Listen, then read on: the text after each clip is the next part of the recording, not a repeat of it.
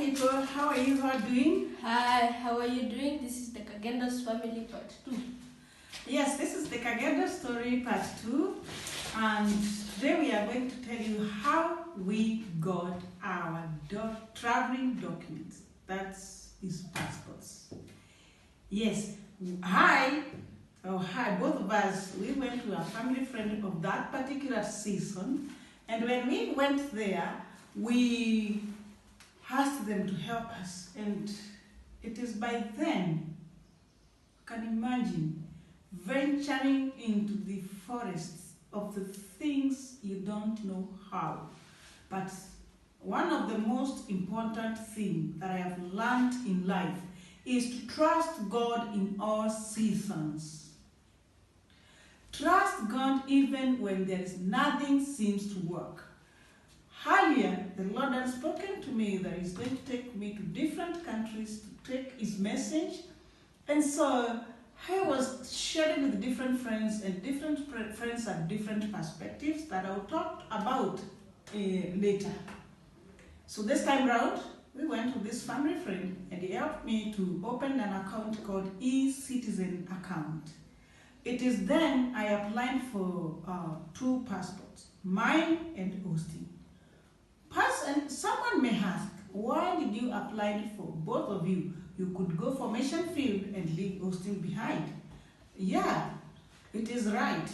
But I remember when I read the scriptures, the story of Moses. When Moses went for missions, he knew he would go very quickly to Egypt, take the children of Israel, and go back to his family.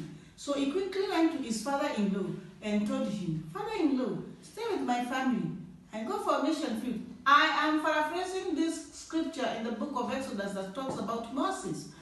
And when this man went to Egypt, he met with the COVID in form of Pharaoh. Pharaoh who could not listen to instructions that God had given this man. And eventually, he ended up getting stuck. Where is the family? With his father-in-law. Where is he? In the mission field trying to serve the purpose of his calling as he was sent by God. So in this case, this is the biggest reason I thought I should not leave my son behind.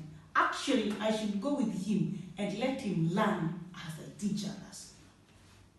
Because many a times when they go for missions, I mainly focus with children than to the adults. My main focus is always children. So I filled both forms, and by the help of our family friends, and the following day I took them to the Huduma Center where they were all printed and handed over to me. They said, take this to Nyayo House, and guess what? The following morning, early in the morning, we went to Nyayo House where we were there by 3 a.m. Thinking we were the first people. I saw a line of 50 people when I went, like around 50 people. I went and stood behind. My son was just 6 years old by then, right? Yes, and he was jumping all over, playing, having fun, and all that.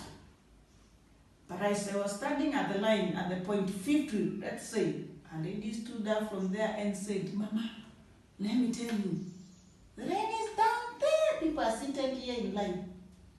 And when I looked at those people, they were around 500. Remember, it is 3 a.m. in the morning. I started praying and telling God, this will happen because it is His work.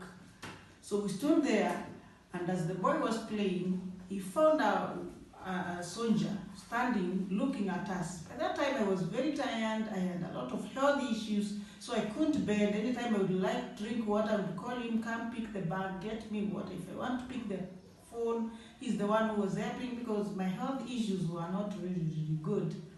So this douchman, the soldier that the boy referred as douchman, he came and told me, Mom, I want to tell you something. And because I couldn't bend, I lifted him up to my ears, and he told me, Mom, do you see that douchman? It's like he wants to douche you. He's looking at you every time I come to give you water. And I said, no, he is at his work. So I prayed very hard in my heart because I didn't understand. And I didn't look at him. So I told the boy, just go and play. When it was around 6 a.m., the gates were open. But this man now, the soldier, he looked more of a Somalish Muslim. He came and said, every parent with children below 10 years old to come this side. Every old person, 60 and above, to come this side. And now people started the commotion of murmuring, we came marrying, we also have students and all that. And he said, no, we have children with uniform. Hey, if you have children with school uniform, bring them this side. And so that's how we were paraded at the first people. And I thank God for that man because my holding was very bad. I don't know him up to now. Even if I see him, I can't say he's this one, but God used him. Remember, he was a Muslim. And so we entered. Austin ran, informed people inside because I didn't know where we were going. So he ran inside and got into the seat. Instead, when people, the hundreds came and drew him out of the seat, I couldn't run. He went and stood at the window. And the person at the window asked him, who are you with? He said, ma'am, by that time I was arriving. Where is she? She's here. So I handed over our documents. And we were sent to the cyber where we took the passport photos. And the lady we met in the cyber, she was so kind. There is like a cyber behind there. You'll find it. That lady is so nice. If she's still there, she helped us take the photos.